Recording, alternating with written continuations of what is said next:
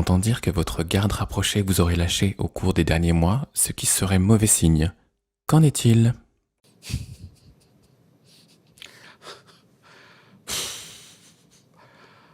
C'est vraiment comique.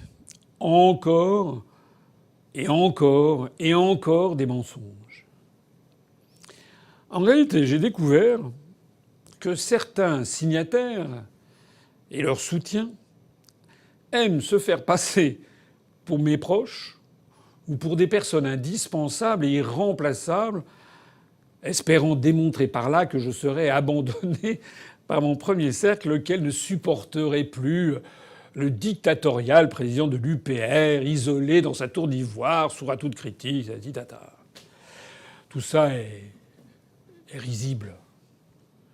La grande majorité des putschistes ne sont en rien mes proches, mais des personnes avec lesquelles j'avais, au mieux, des relations professionnelles, et dans le moins bon des cas, des contacts vraiment très très épisodiques.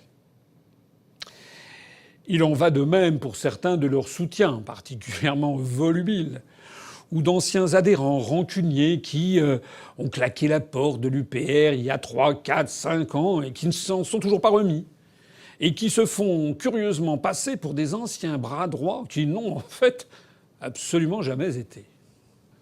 À l'exception de quelques-uns, les signataires de la lettre du 18 avril sont d'ailleurs des personnes peu connues, dont il faut avouer qu'elles ne se sont pas beaucoup illustrées par leur caractère particulièrement actif, pas plus que par leur contribution à la vie de l'UPR.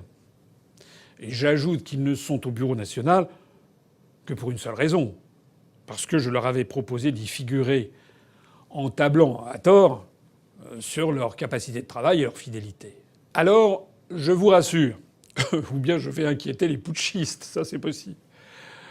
Outre nos 3 salariés au siège, qui remplissent remarquablement bien leurs fonctions, l'ensemble de mes proches collaborateurs bénévoles sont là et bien là, et à mes côtés dans l'épreuve que nous traversons.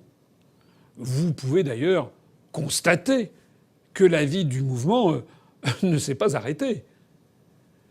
UPR TV continue de produire des contenus réguliers et de qualité.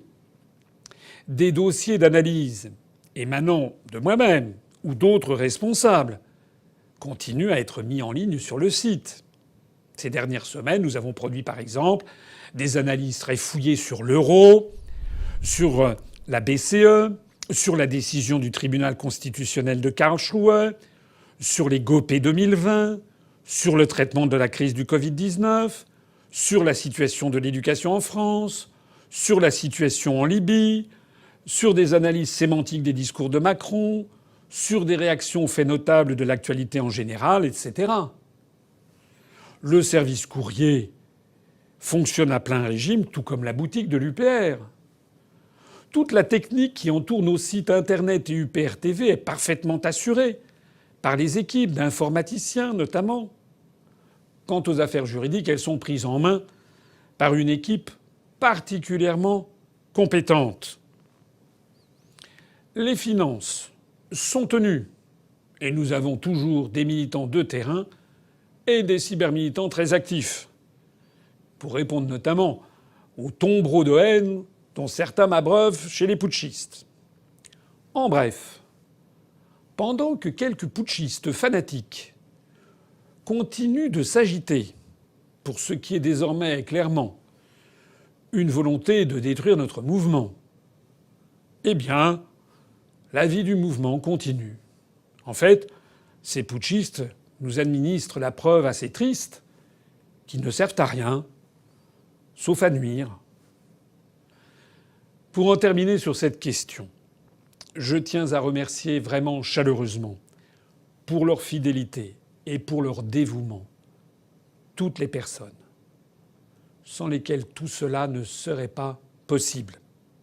Au-delà du cercle de mes collaborateurs, je remercie encore les innombrables adhérents et sympathisants qui m'ont fait part et qui continuent de me faire part quotidiennement de leur soutien depuis les semaines écoulées depuis le 18 avril.